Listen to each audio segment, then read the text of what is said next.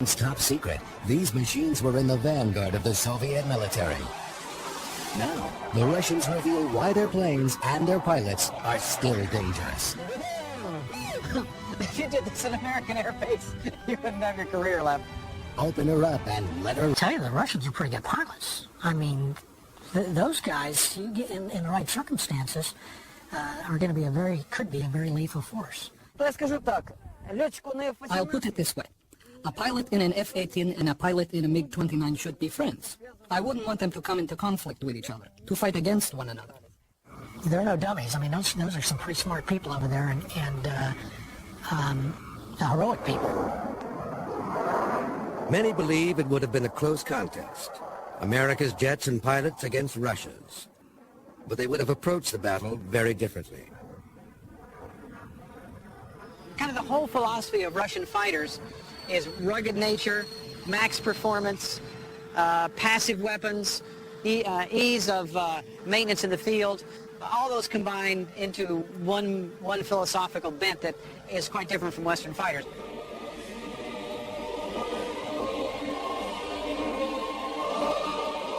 Russia has impressive air technology, which may even surpass the West in some areas. But their way of doing things has a practical, almost primitive side that baffles Western observers. Increasingly, the West has come to rely on computer-driven planes and weaponry, surgical bombing, and air battles that take place beyond visual range. Good kill! Russia lacks this high level of electronic warfare and is currently in severe economic trouble. Yet, those who study the Russian Air Force say it would be foolish to dismiss them. Well, I wouldn't count them out. I wouldn't dare count them out, particularly when you have airplanes that are this effective, this combat capable, this rugged. I think the Russians have a real future. American pilot Jeff Ethel has flown over 200 types of military aircraft, including the American F-15, 16, and 18, and the Russian MiG-21 and 29. Rejected by the Air Force for his 2040 vision, he became an aviation author, call sign Fighter Writer. Jeff has come to Zhukovsky Air Base 15 miles outside Moscow to fly the Sukhoi 27, Russia's top-line fighter jet. His co-pilot is Igor Voitintsev of the Sukhoi Design Bureau. From the Bureau's secret corner of the airfield, Nova procured a fully equipped Su-27 for Jeff to try. The 25-ton fighter interceptor will reach top speeds of 1,550 miles per hour and an altitude of 59,000 feet. Its greater than 1-to-1 thrust-to-weight ratio gives it one of the fastest acceleration rates of any jet in the world. I would say the first third of the airplane is very, very finely built. It's smooth where it needs to be in the airflow. The last two-thirds of the airplane is very rough. It doesn't need to be built like a Cadillac. So they pretty much refine it where it needs to be and leave the rest of it alone. Jeff wanted to fly the Su-27 to feel what Russian fighter pilots have at their command. If anything, Russian airplanes are brute force. They're just absolutely the epitome of power.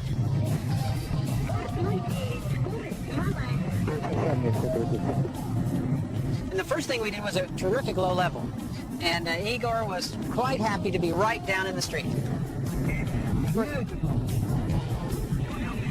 Igor said, here, let me take it. We went down into a riverbed. And I mean so low that we could see the distinct trees coming by on either side of the riverbank. Low-level flight is dangerous, especially at a blistering 650 miles an hour. But Russians have always valued the ability to fly low in support of their ground troops and to evade radar detection. Then just pointed the nose up, went into afterburner, punched through the cloud deck, and the first thing we started to do was a series of rolls.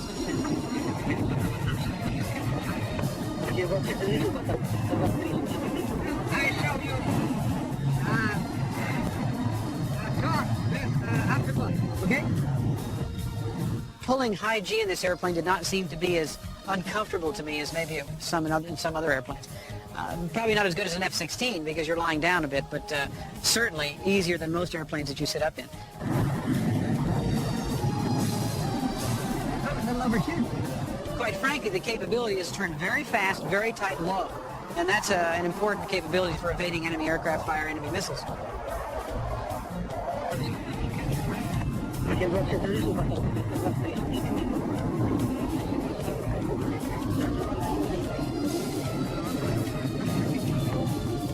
And I said I would like to do a few rolls. He said, fine, we'll just do them over the runway. I said, no, I mean a couple of rolls. No, just fly to the runway. I'll give you the heading. And then when you come down, I want you at 50 meters or less. And we'll come down, and then I want you to roll it and pitch up in a half loop for landing. So here we come, roaring across the runway. I mean, zipping along, and I'm figuring I'm pretty low. He says, you're not low enough. So bump the stick a little bit forward, and down we come. And I mean, we were low.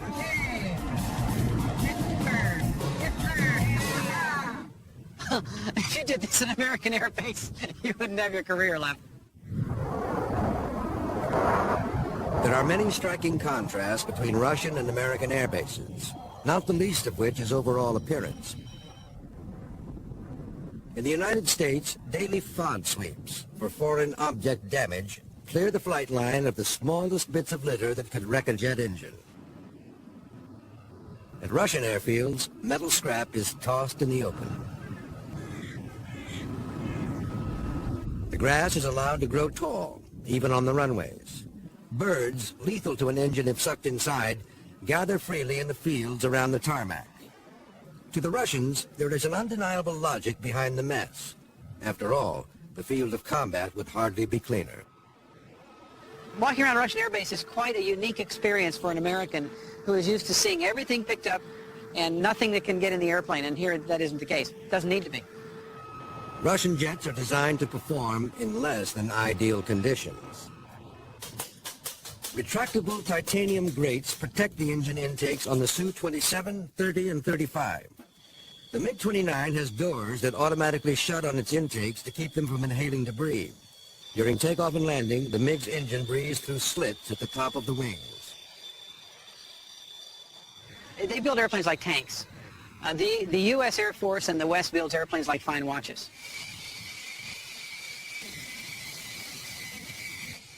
The U.S. builds sleek, sophisticated fighters that require teams of trained specialists to service them. Leading the pack are the Navy's big F-14 Tomcat and the F-18 Hornet. Small and agile, the F-18 is good for both ground attacks and air combat.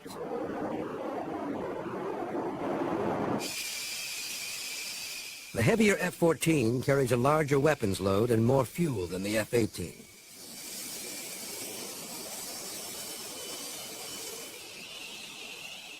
The primary jet of the U.S. Air Force is the single-engine F-16 Fighting Falcon. It provides excellent visibility, the fastest, tightest turn rate of anything in the air, and pilot comfort. The lightweight plane fits around the pilot like a glove. He doesn't so much fly this jet as wear it. The F-16 is the Porsche of airplanes. I mean, it handles great, it goes fast, it feels good. Your seats recline to help you with the G-forces. Everything's right out here like a big video game, and it's a sweet ride. While the Russians admire American planes, they consider them almost too delicate for the rigors of war. Our military aircraft was designed for battle. It's built for war, not to just stand there and look pretty. Here, behind me, you have an example of this. You can't break this plane. You could land it on its fuselage, and they'd come out, pick it up, lower the landing gear, clear the engine, and you could take off again. We go at it with a scalpel, trying to very, very carefully hone the capability, build the weapon. They go at it with a sledgehammer. Two design bureaus, originally under strict control of the Soviet government, are responsible for the look and performance of Russia's top fighter jets. The Mikoyan Bureau created the MiG-29, a small, potent fighter for close-in air duels, and the MiG-31, a long-range interceptor for patrolling Russia's vast borders. From the Sukhoi Bureau came the Su-25, a flying tank for ground support missions. Sukhoi also developed the Su-27 and the Su-35, both fighter bombers.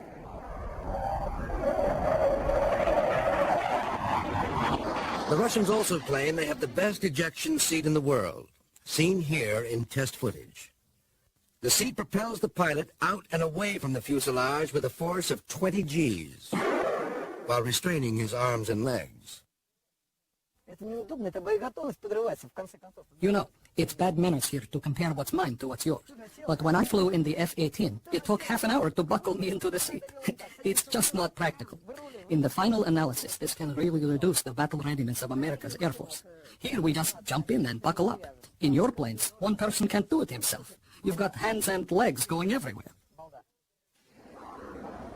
The Paris Air Show of 1989, the world saw a dramatic demonstration of the Russian ejection seat, when test pilot Anatoly Kovachev bailed out of his crippled MiG-29 with less than 300 feet.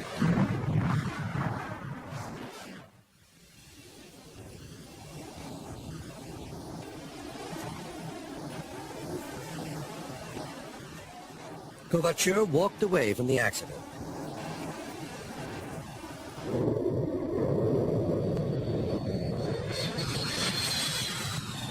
Russian jets also have fire-resistant fuel tanks, which kept this MiG-29 crash on takeoff from exploding into a deadly inferno.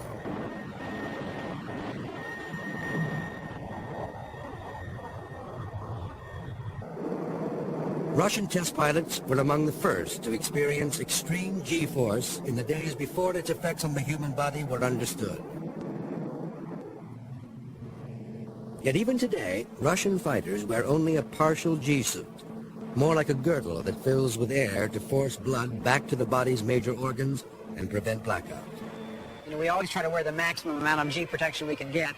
Now we're even talking about full G suits that go from your neck all the way down.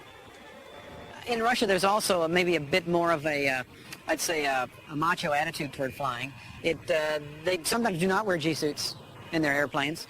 Sometimes wear an abbreviated G suit. So in the West, we'd probably be a bit shocked at that.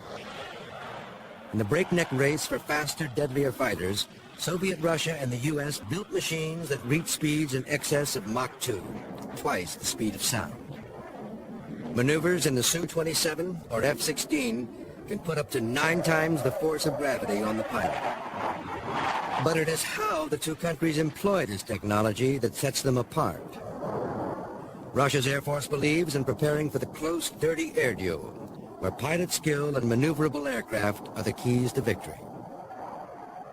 Part of the difference in mentality between the Russians and the West as well has been the belief that the dogfighting mission has never left. Over the years, we as Americans have always tried to ditch this mission. After World War I, we said the dogfight was over. After World War II, the dogfight was over. Then no, then after Korea, no, now it's over. The Russians have always believed in the dogfight. They've never left it. All of their airplanes reflect it. In the West, Russian pilots were often seen as unimaginative flyers, slaves to commands from the ground. In reality, they are quite innovative and daring. They perfected this maneuver, which they say can only be done in their Su-27 class of jets. Known as the Cobra, it resembles that deadly snake coiled for attack.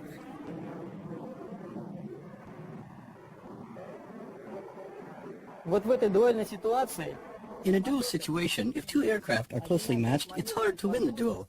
The Cobra lets a pilot who's being pursued rise above and slide behind his adversary, thus becoming a pursuer. The designers and pilots hope that with the aid of this Cobra maneuver, this very quick short-term jump to a high angle of attack, we hope to be able to fire a rocket or get into range to use a rocket. It's a last-ditch maneuver. It's something a pilot would do to shake somebody off of his tail. It's very effective for that. But again, it's something we normally don't do in the West. The Cobra recalls an earlier time in Russian history when another, even more heart-stopping maneuver was adopted, the Taran, or deliberately ramming an enemy's airplane.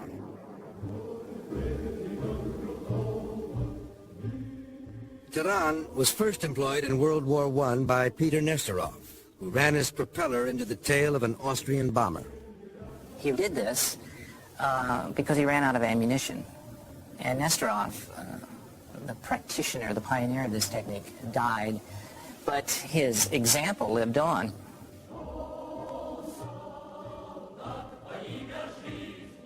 In World War II, which Russian calls the Great Patriotic War, the Taran reappeared.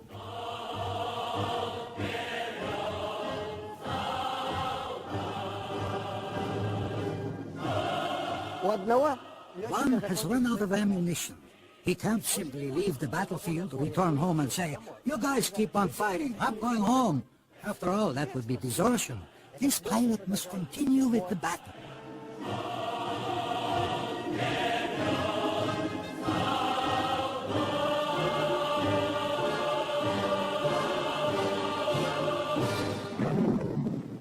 Можно было, как говорится, ненавидеть своего противника так.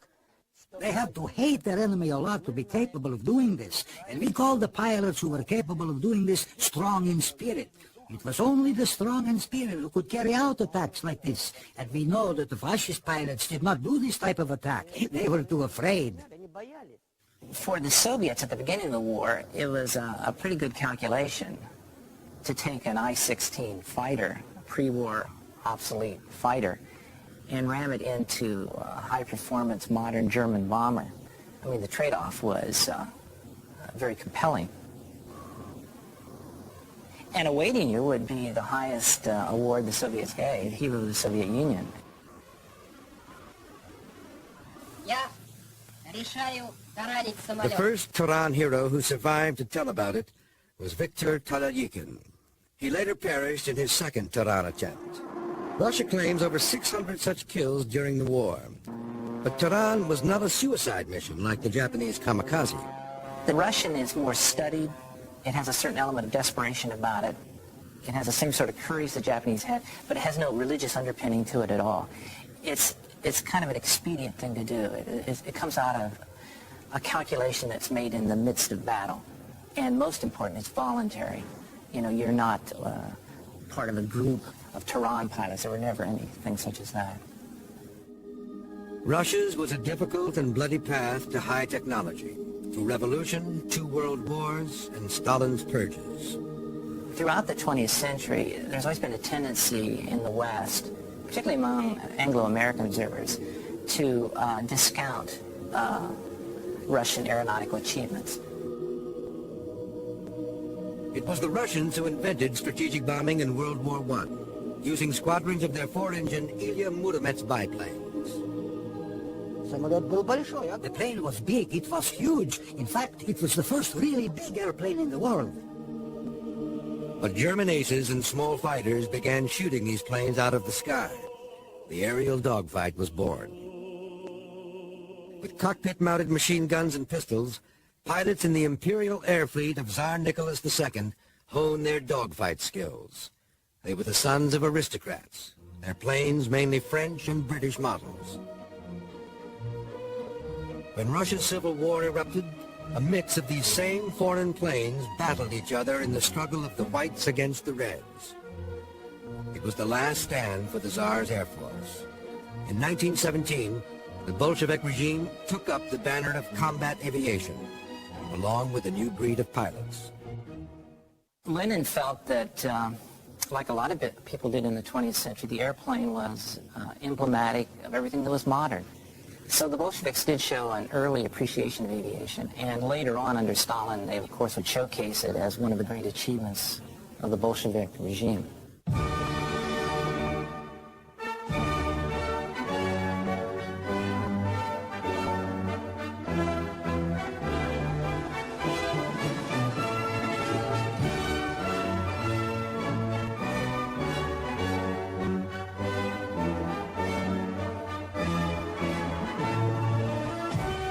Stalin was obsessed with making and breaking world flying records, using his own group of airborne socialists, the Falcons. The most famous, Valery Chekolov, was the first man to fly to the North Pole. But even as he staged these spectacular events, Stalin was ridding Soviet aviation of undesirable elements. The officer corps was just decimated. And great designers like Andrei Tupolev, who designed all those marvelous aircraft, including the Maxim Gorky and the bombers, he was also arrested. And between 1939 and 41, he was put to work in Moscow in a prison workshop. In our worst moments, we never treated our aeronautical community that way. Stalin's concept of Soviet technical progress reached its most absurd dimensions with the gargantuan 70-ton Maxim Gorky. It had red wings, 8 engines, and speakers that broadcast propaganda to the cheering crowds. And in an ill-fated flight, in an aerial demonstration, when a smaller aircraft endeavored to do a loop over the Maxim Gorky and crashed into the wing. The Gorky's demise foreshadowed the start of the First Great Air War. In June 1941, the Third Reich's Operation Barbarossa laid waste to the mighty Red Air Fleet still parked on the ground. It was a stunning blow to Stalin and the Soviet people, who thought their air power was invincible.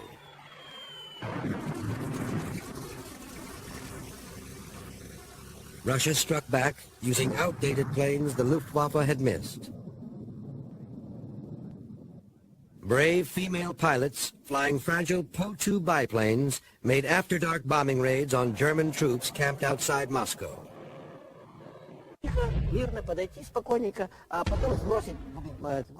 Quietly, coolly, they approached the target, dropped the bombs, and then got out of there. And so, if you keep this up all night, soldiers need to sleep, right? But then, after a while, regular as clockwork, he's just on the verge of sleeping, and here comes another bombing raid, and it wakes him up. And then they bomb him again, and so it continues all night. And so, those girls of ours, the ones that flew the Po-2s, they were called the Night Witches. It's all a matter of tactics, right? Tactics turned out to make all the difference. The Red Air Fleet became quite good at using tactics over technology. Resourceful Soviets captured Luftwaffe planes, painted over their markings, and flew them back into battle against their creators. They would also take them apart to see what made them so good. Meanwhile, Stalin pulled vast resources from the domestic economy into military industry, moving 1,500 war plants and millions of laborers east beyond the Ural Mountains for protection against air attacks. By the Battle of Stalingrad, Soviet Russia had its own ground attack fighter, the Il-2 Sturmovik.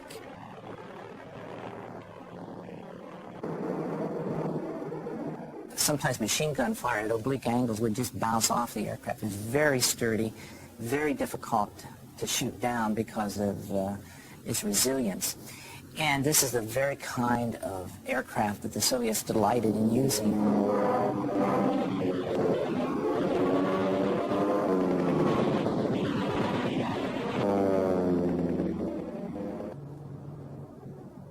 In the battle over Kuban in 1943, Soviet flyers overwhelmed the Luftwaffe with their improved dogfighting techniques, led by their top ace with 59 Nazi kills, Alexander Pokrishkin.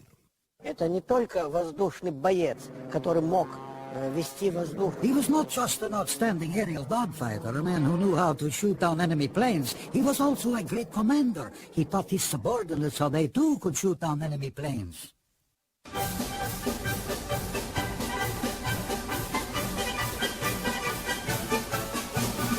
Pokrishkin was once asked, having downed 59 German aircraft, why he never used the Tehran. And his rueful answer was, I never ran out of ammunition. By the closing years of the war, all the major powers were seeking faster planes. Piston engines and propellers limited airspeed to 500 miles an hour. Like Germany, Russia had already experimented with rocket planes. But rocket planes weren't maneuverable. They burned straight and fast. A new form of propulsion was needed, the turbojet. The British Labour government in 1946 helped the Russians leap ahead by making them a gift of the best jet engines in the world, the Rolls-Royce Nîmes. Stalin's response? Who would be so stupid as to give us their best engines? Once they acquired these engines from the British, they were able to upgrade them, improve them in terms of their metallurgy, They were very advanced. And so by the time you get to the Korean War, they have jet engines that are equal to, or in some cases maybe superior, depending on what you're talking about, to what the Anglo-Americans might have had at that time. That ever since World War II, the Soviets had been building their military strength. Their threat of world domination was real.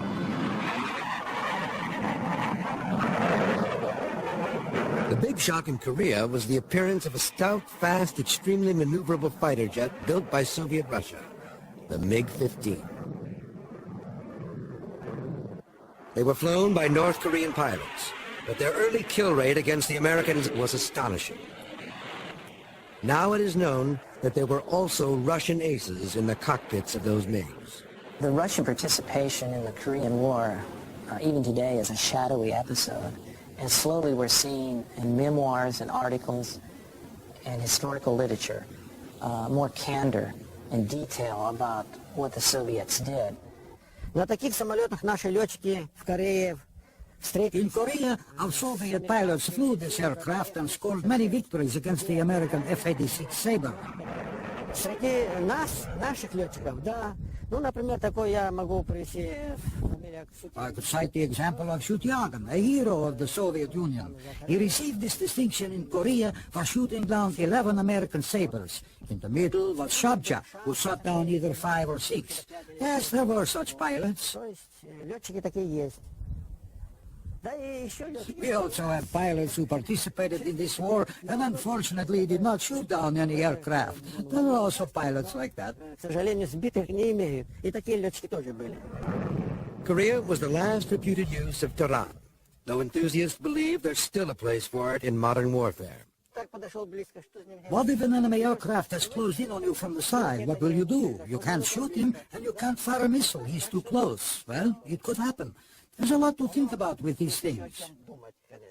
But today, thoughts of Tehran lie far away for both sides of the old Cold War.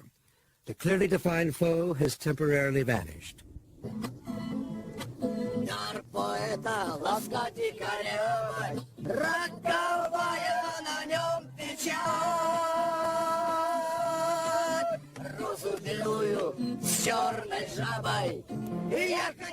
In mythical Camelot, King Arthur gazed about his round table and bemoaned how the lack of enemies had made his once glorious knights idle and dull.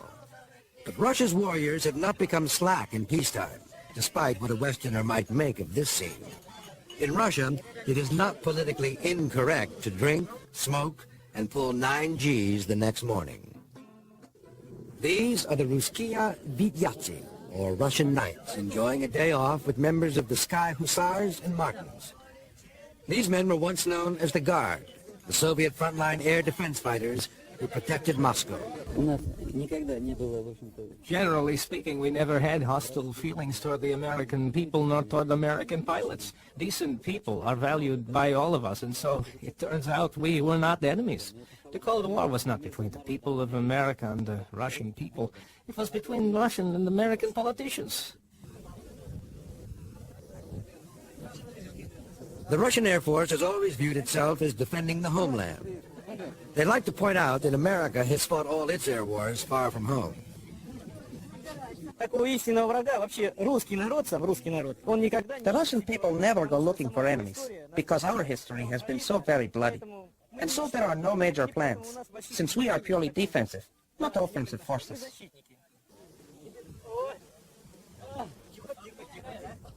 With the Cold War over, these men are relieved old hostilities have ended. But their mission remains unchanged, to guard the skies over Moscow. Their home base is Kubinka, tucked in the countryside west of the capital. Once, this place did not appear on Soviet maps. Westerners were forbidden to visit. Today, security is considerably more relaxed. Since the collapse of Soviet Russia, the biggest problem is money for fuel and getting pilots enough airtime.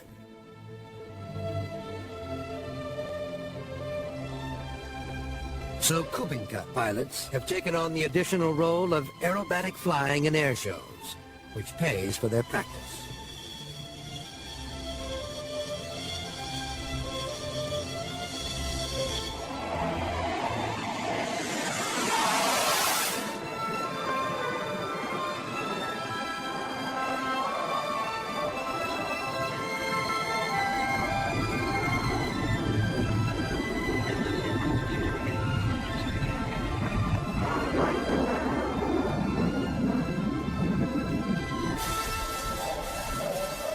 This formation flying is not as innocent as it appears.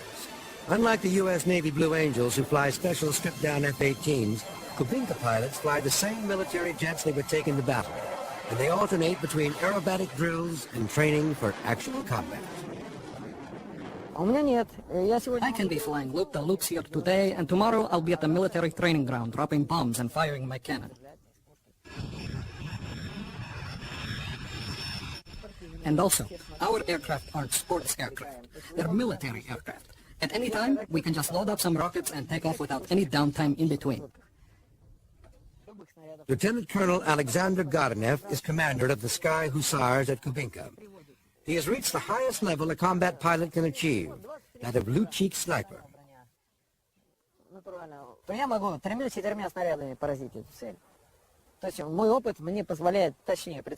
That means that I can place 30 of 30 warheads right on target.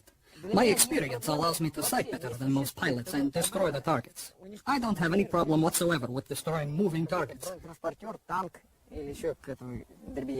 I'll fly in, it'll only take me 2 or 3 rounds, and I'll take care of it. That's why I'm a Luchik sniper.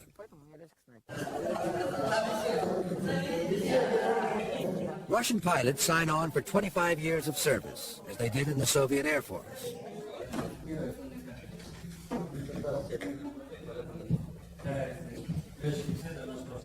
Gardenev says training today is much the same as it always was.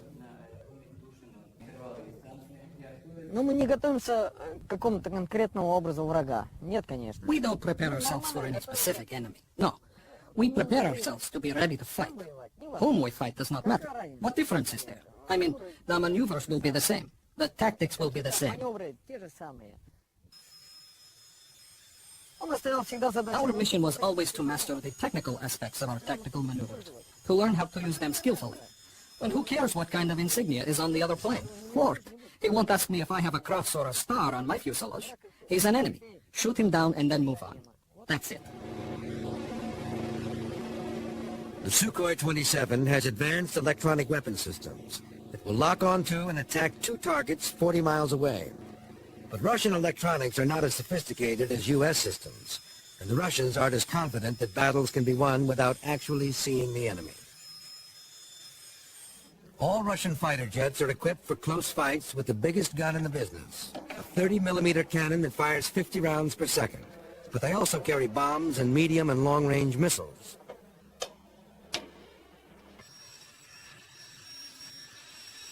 The Russians believe air combat will always degenerate into a tight tangle. So these frontline defense pilots at Kubinka prepare for the inevitable by engaging each other in close contact dogfights.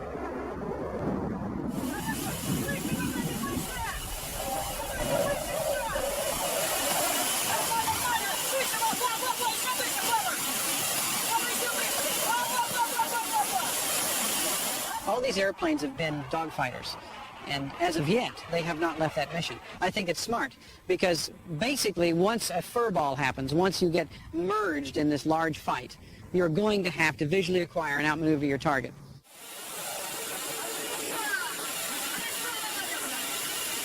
In Russian dogfight training, there are critical maneuvers every pilot is expected to master.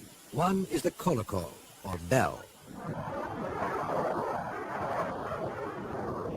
As fighters like the MiG-29 or Su-27 move in close for the duel, they lose airspeed and can fall into a tail slide. The bell teaches pilots how to correct this potentially fatal situation.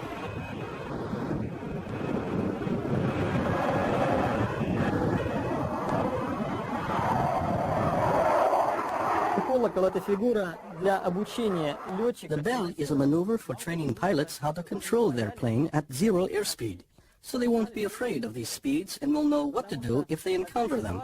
This kind of situation, a loss of airspeed, can happen in aerial combat. The jet hangs vertically for what seems like minutes. As gravity pulls the plane earthward, the pilot tips the nose down, then maneuvers for recovery.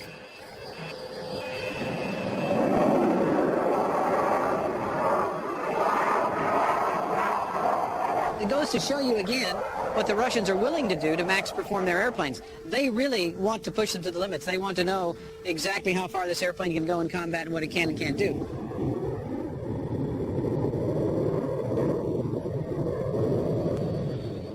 Though now at peace with the Russians, America and its NATO allies still eye them with caution. That's because Russia is selling jets and training pilots for countries not friendly with the West. I don't trust anybody unless they're wearing their stars and stripes. I mean, you just don't know who your enemies are going to be tomorrow, the day after tomorrow.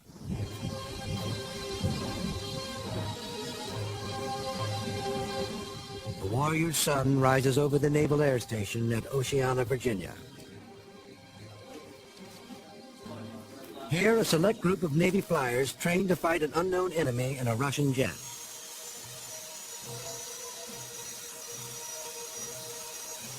The so-called adversaries at Oceana fly Navy F-18s, painted to look like the Russian MiG-29 Fulcrum. But the tail logo is a vaguely Arabic symbol, a reminder of the Gulf War where U.S. forces faced predominantly Soviet technology.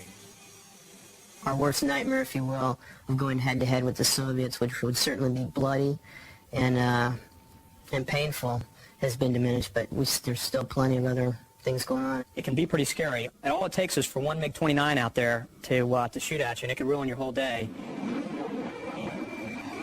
13 miles. Fox 1. Oh, Jesus. The Western dogfight differs from Russia's in that it relies on electronic surveillance and weapon systems to engage the enemy beyond visual range.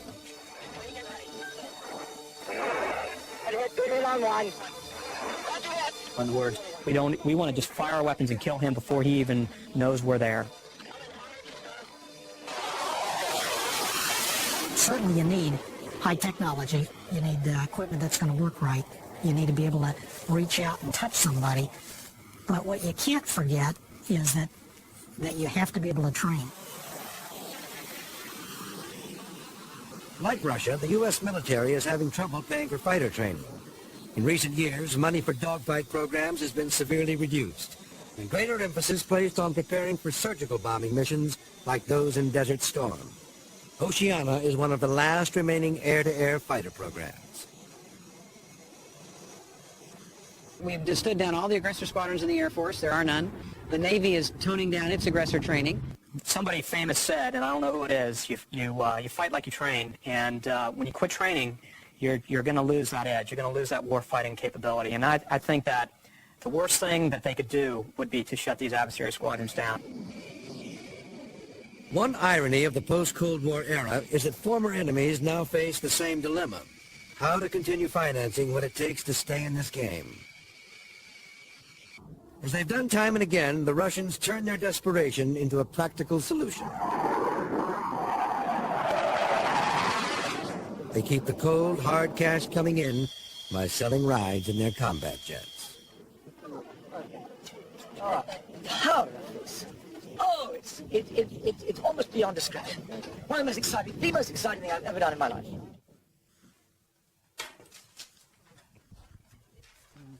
The sacred realm of the Russian fighter pilot is being invaded by Western thrill seekers. A person who is not quite ready for G-loads, there may be the instant loss of eyesight. But it will pass very quickly. You won't even notice it.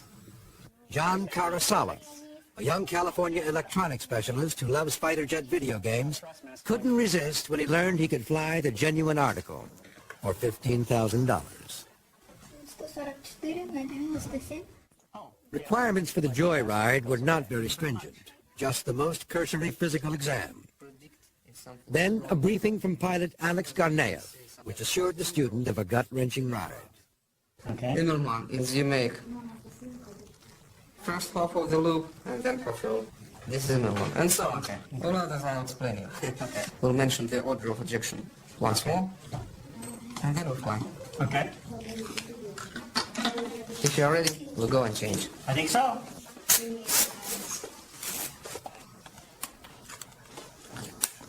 Hillside jet lag. Suit up was followed by a brief lesson in use of the K-36 ejection seat. Eject, eject, eject.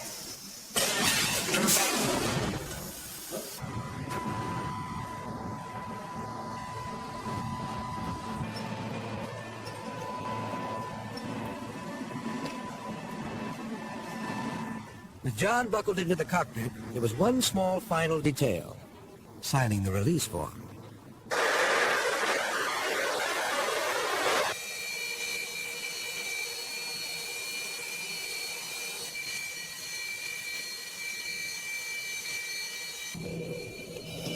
The problem with high-performance military flying is it's extremely harsh. You're looking at an environment that no human being was meant to be stuck in. And just the acceleration alone, going down the runway, will put your stomach in the back of the airplane.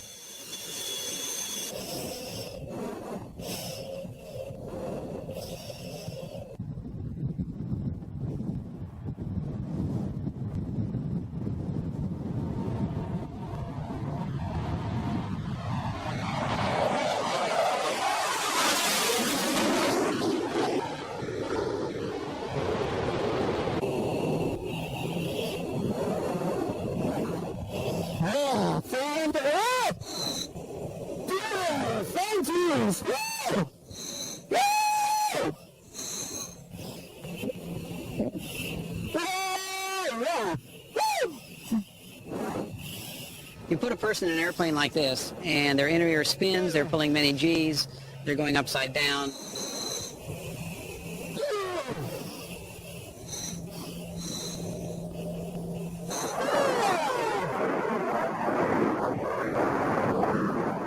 The afterburner, when you light it, it just absolutely thumps you in the back, kicks in, immediately presses you in the back of the seat, and off you go. It's like being thrown out of a slingshot.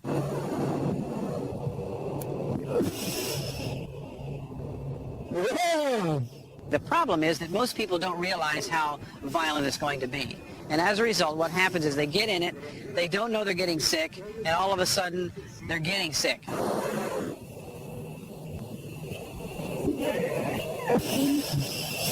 And before you know it, they're back there. Then, a little too late, they're throwing up in a mask.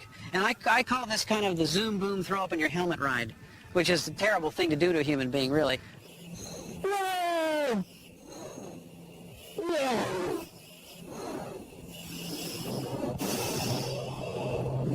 I am not feeling too well right now. But you really have to become acclimated to this kind of flying. It takes a little while. Anybody can, but it takes a little while. I will say this. At first, it seems like a blur, but after you're through, you know you've done something that's quite unique. I'm a little bit, woozy. I don't know if I can get out of the plane just yet. Where's Vladimir? Where is that guy? Oh. Come here. Thank you. How are you? Very good. Good. Vladimir, you can be my wingman anytime.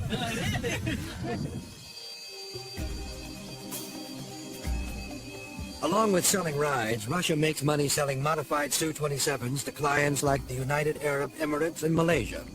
China just arranged to buy 72 of these advanced fighters as a prelude to licensing their production. The smaller MiG-29 has even more customers. Over 1,000 have been given to the Ukraine by treaty, or sold to countries like Pakistan, Iraq, Peru, Cuba, and Vietnam. And it's not just planes Russia's peddling. It's some awesome firepower as well. Not only MiG-29 and MiG and the Su-27, but they are now working hard to provide all those modern weapon systems for such old aircraft as MiG-21. Because there are over 4,000 MiG-21s all over the world. And if somebody modifies it and establishes new weapon systems, it becomes almost as effective as, say, F-16. Russia is already flying their new Su-35, a 27 with improved electronics, a new wing edge, and canards under the nose for more violent turning capability. And rumor has it, Russia is also working on its next-generation MiG fighter, which could incorporate stealth features similar to the American F-117 or F-22. some new technologies are coming, and they're very close, which will allow also to change the whole conception of a maneuverable fighter. Even more than the West, Russia made huge sacrifices in its domestic economy and in human lives to become the air power it is today. Nowhere is that felt more strongly than in this place, where generations of Russian pilots who gave their lives for the motherland are honored. This is the Memorial Cemetery in Zhukovsky. This is a holy place in the town. This is the place where test pilots are buried.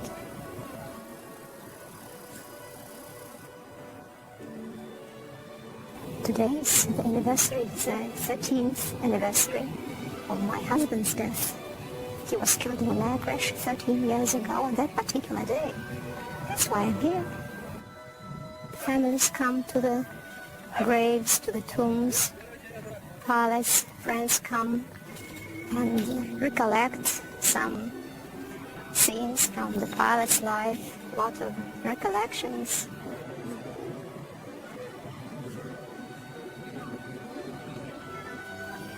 Traditionally, they drink vodka, wine, well, and eat something. Well, this is the tradition.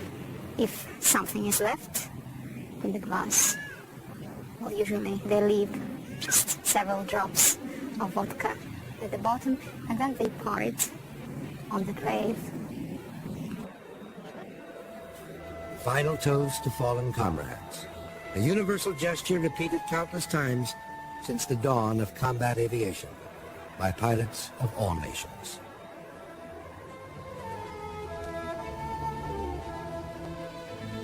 I was talking with one of the Russian pilots yesterday before we flew, and we were saying how sad it is that we love to fly machines that kill. The reality is the best machines, the most beautiful machines are designed to kill. It's a very, very strong tug-of-war inside a pilot that he has to think about applying this against somebody that he really would probably like sitting in a bar with and having a drink.